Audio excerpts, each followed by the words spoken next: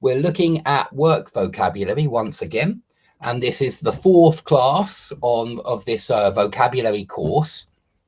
Now, all of these lessons, if you've missed any of the first three classes, doesn't matter. You can find these classes on my website, which is skype-lessons.com.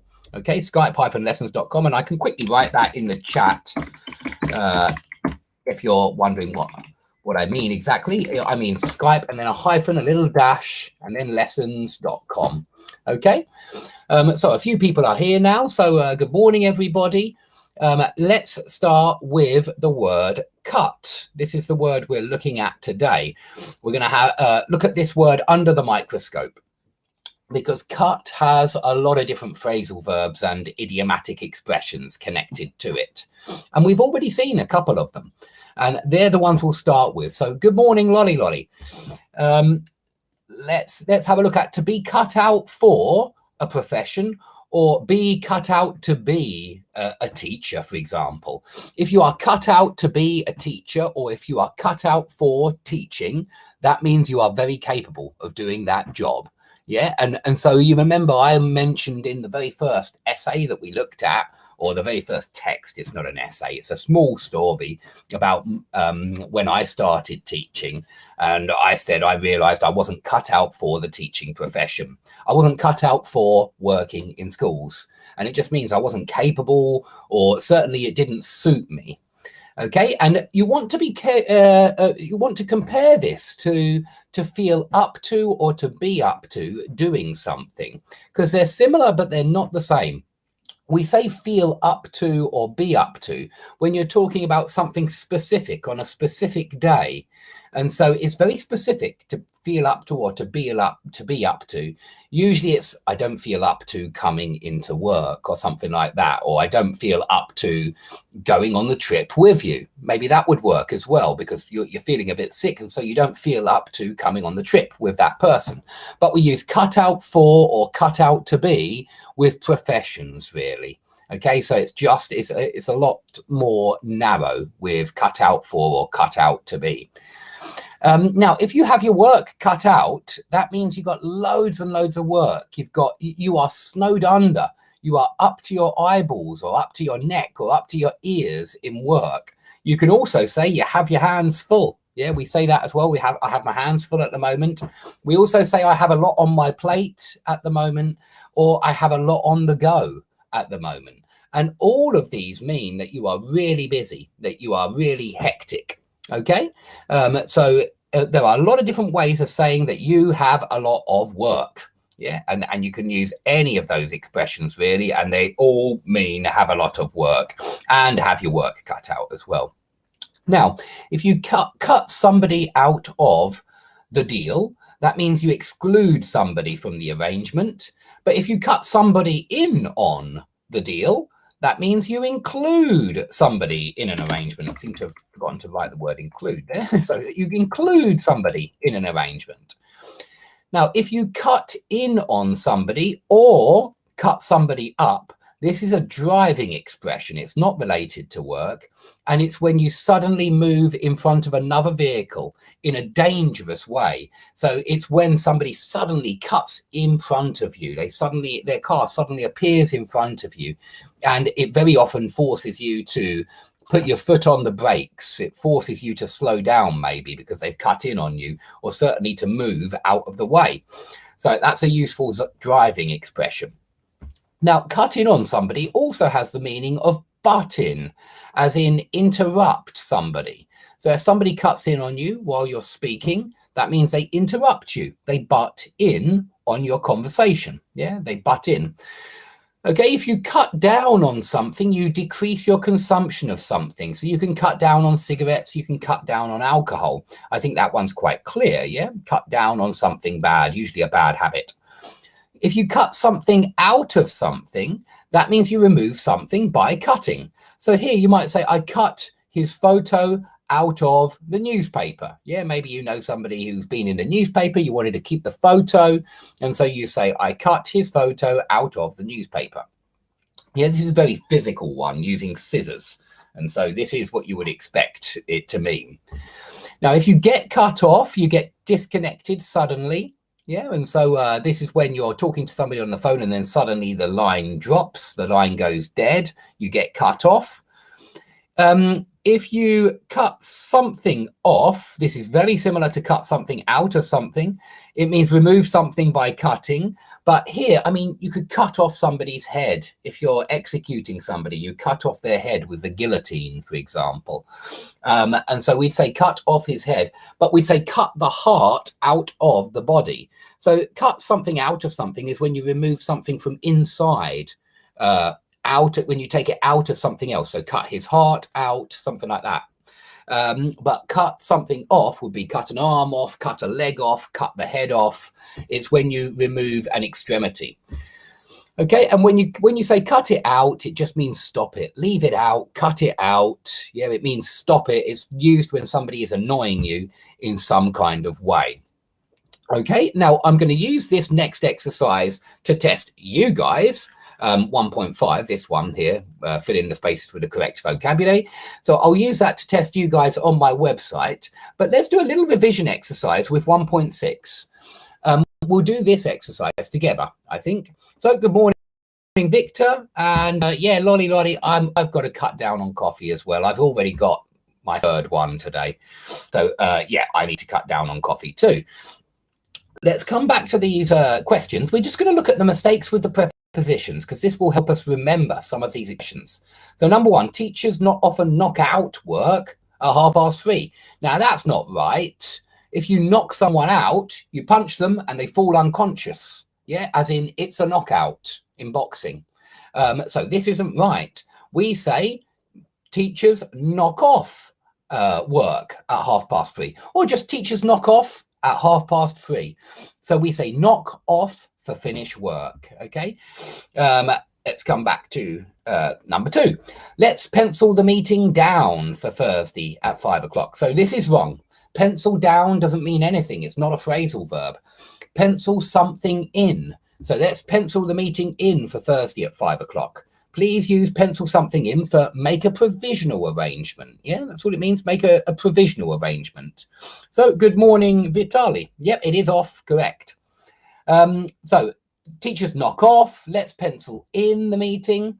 Number three, the company had to lay up another 50 staff or else they would have gone belly up. Now, go belly up is good. It means go to the wall, go bankrupt, go out of business. But lay up another 50 staff, no. Lay off another 50 staff. And this means to make 50 staff redundant, to make them redundant, to get rid of them because usually because the company doesn't have enough money to employ them anymore. So please remember, lay somebody off for make somebody redundant. Number four, I didn't feel up on going to work, so I called in sick. This one's good. I called in sick is correct. That's exactly what we say when you call your boss or somebody else at work and say, I'm sick, I can't come in today. I don't feel up to going into work. So it's feel up to going into work, or I'm not up to going into work today. I don't feel up to going into work today. Okay, so we use feel up to or be up to say you're capable of doing something. Okay, number five, we narrowed up the list of applicants to the 3 with the most relevant experience, and we invited all of them for an interview. Well, you don't narrow up anything. You narrow down the number of applicants to the 3 with the most relevant experience. So please remember, narrow down a list when you are getting rid of options on the list so that you're left with only one. Another very common expression is narrow down the list of suspects. Yeah, if you're a detective and you're trying to solve the murder, you very often have more than one suspect. You might have 3 or 4. So you need to narrow down that list until you have only one suspect left, and he is the murderer. Okay, number 6, the school took me in as a supply teacher, but I was given all the menial tasks. Okay, the school took me on as a supply teacher because take somebody on means to employ somebody. Okay, number 7, it took me 3 weeks to get over to finishing that project. Okay, get over means recover. So you could say it took me 3 weeks to get over the to get over that flu, or it took me 3 weeks to get over that cold, or something like that. That would work very well. But to get round to doing something, when when something is on your list of stuff to do and you keep putting it off and you put it off and you put it off, yeah, you delay it, you postpone it, and eventually you get round to doing that task. So it means eventually do a task that really you should have done a long time ago. So it took me 3 weeks to get round to finishing that project. And this is very common, to get round to doing something. So please use it as often as possible. Think about what kind of things you haven't been able to get round to do, even though you really need to finish these things. We all have them. Okay, number 8, if he doesn't show up for work tomorrow, my colleagues and I will have to fill out for him. So show up is good. Show up and turn up mean arrive for work. But to fill in for somebody, to cover for somebody, or to fill in for somebody when you do their job because they're not able to. Perhaps they have called in sick, and so you need to cover for them. You need to fill in for them. Okay, number 9, we have been so snowed under for the last few days, and it looks as though we'll be slogging our guts away for the next 2 weeks. Okay, there's a small mistake in here, but it's not snowed under. Snowed under is good. It just means that you have loads of work. You have a lot on your plate. Yeah, you have lots and lots to do. And it looks as though we will be slogging our guts out. Yeah, you slog your guts out, or you slave away, or you toil away, but you slog your guts out, not away. Slave away, toil away, but slog your guts out. Our boss went over great lengths to talk us into working at the weekend. He even offered us twice the going rate. Very generous boss. So you go to great lengths to do something. And this is when you bend over backwards to do something, when you make a tremendous effort to do something. So our boss made a tremendous effort to talk us into working at the weekend. And of course, this is something that bosses have to do. So you go to great lengths to do something. This is a very common expression. Please use it as often as you can. You will sound very natural. Number 11, would you pack out your job if the working conditions got any worse? This isn't right, is it? You pack in your job. You jack it in or pack it in. Yeah, both of those work as when you quit. Basically, you resign because you're not happy with working there. And maybe you want to work somewhere else instead. Okay, and the last one, do you think you are cut in for a job in the Royal Air Force? So cut out for. When we're talking about whether somebody is suitable for a job or not, you can say cut out for a job. Yeah, cut out for the profession. Okay, and we'll do those images. I'll put them up on my website to test your understanding of a lot of these expressions. There'll be images, there'll be the exercise we've just done. I think you can do that one more time just to make it really clear, just so that all of these phrasal verbs start to sink in. But it will all be on my website, which is skype-lessons.com. I'll write that down just one more time because this is where I want you to come, guys. This is where all of my stuff is.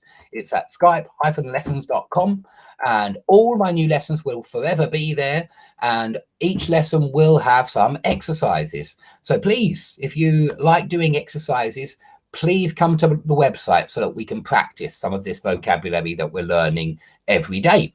And I will be along tomorrow morning for another class. I'll try to let everybody know when it is next time. I just don't always know, to be honest. There may even be another class today. I'm not sure. But please keep your eyes peeled for a new class. And if you miss the class, it's not the end of the world. You just need to go to my website because I'm not leaving stuff up on YouTube. I'm taking it down each time. Every lesson, this lesson included, will be removed from YouTube because I don't want to force you to go to YouTube. I want you to come to my website. Okay, so thanks everybody for coming. Thanks Lolly Lolly and A to J Teacher and Vitali and Victor and Humpty Dumpty and Lolly Lolly, of course. And I don't think I can see anybody else. And Vidat. And there are probably many others there, but perhaps you're a little bit shyer. Yeah, and if you're shy, I say thank you. I say hello to you as well. And thank you, David. So probably tomorrow about this time, but maybe later on. I actually have a little bit of free time today, and so I'll probably make another class later on. And so keep yeah, keep an eye on your social networks, and I'll try to put up a warning if I am going to do another class later today, so that you all know what time it will be. Okay, and hello, Raihan. So thanks everybody for coming. I hope to see you all soon. Do appreciate the support.